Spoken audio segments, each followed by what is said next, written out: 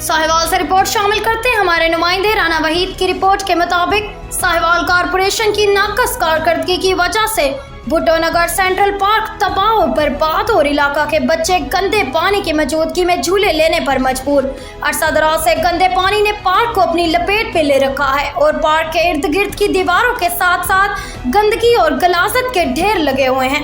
आबादी के अंदर एक बर्फ की फैक्ट्री का पानी ओवरफ्लो इस पार्क के अंदर जा रहा है। फैक्ट्री के मालिक ने पार्क के अंदर पानी छोड़कर पार्क को तबाह बर्बाद कर दिया है।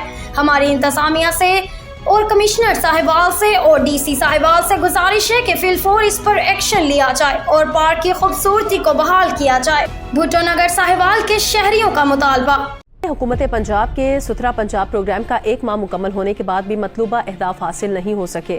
शहर के मुख्तलिफ इलाकों में कूड़े करकट के ढेर, तामीराती मलबा ठिकाने नहीं लगाया गया, जबकि पार्कों और ग्रीन बेल्ट्स की बहाली, सीवरेज और तजावुजात के मसाइल भी हल तलब हैं।